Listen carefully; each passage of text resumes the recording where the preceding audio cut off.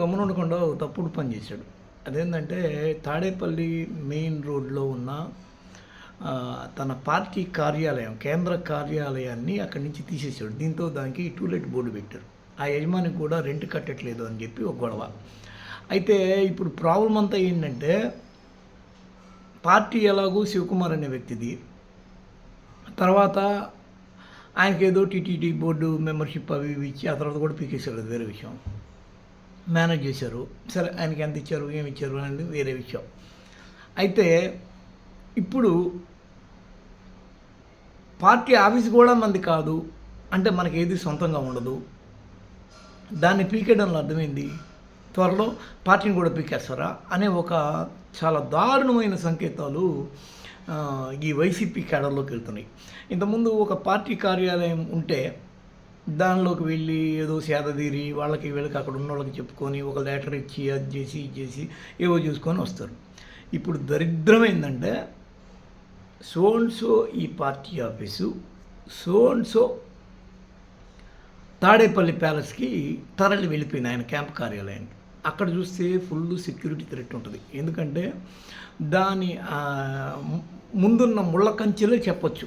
ఆ భారీ ఎత్తున ఇవి పెట్టేసుకొని కోటగోడలు నిర్మించుకొని అందులో ఆయన బిక్కుమని బతికాడని చెప్పి ప్యాలెస్ పిల్లి అని చెప్పి అంటూ ఉంటాడు ఈ లోకేష్. ఇలాంటి కండిషన్ని క్రియేట్ చేసి ఇప్పుడు అక్కడికి కార్యకర్తలు రమ్మంటే వస్తారా? ఒకవేళ ఉంటే బెంగళూరులోనే నిత్యం ఉన్న జగన్మోహన్ రెడ్డి వాళ్ళని ఎలా రిసీవ్ చేసుకుంటాడు, వాళ్ళ వేదన ఆవేదన ఎలా అర్థం చేసుకుంటాడు అనేది మనకి ఏదన్నా ఒక ఐడియా రావాలిగా. కానీ జగన్మోహన్ రెడ్డి ఇవేవి ఆలోచించకుండా ఆయనకి ఒక్క క్షణం పట్టదు అక్కడ ఒక సొంత పార్టీ కార్యాలయాన్ని స్థాపించడానికి, నిర్మించడానికి. కానీ దాన్ని తీసేసి అక్కడ టూలెట్ బోర్డు పెట్టేసరికి రేపటి రోజున జగన్మోహన్ రెడ్డి తన పార్టీ కూడా టూలెట్ బోర్డు పెట్టేస్తాడేమో అనే ఆందోళన వ్యక్తం చేస్తున్నారు. ఇప్పటికే కాంగ్రెస్లో విలీనం చేస్తాడు, డీకే శివకుమార్ని కలుస్తున్నాడు పదే పదే. చెల్లేమో పార్టీని తెలంగాణలో భారీ ఎత్తున వైఎస్ఆర్టీపీ అని పెట్టి అక్కడ దాన్ని నీట ముంచి తిరిగిపోయి కాంగ్రెస్ గంగలో కలిసింది. ఈరోజు అన్న కూడా అందుకు మినహాయింపేం కాదు.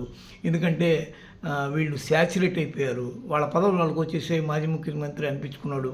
ఇక హ్యాపీగా వీళ్ళు తప్పుకుంటారు, మనకేం మిగిలిందని కార్యకర్తల్లో ఒక విధమైన డీలా, నిరుత్సాహము, వైరాగ్యం ఏర్పడుతుంది.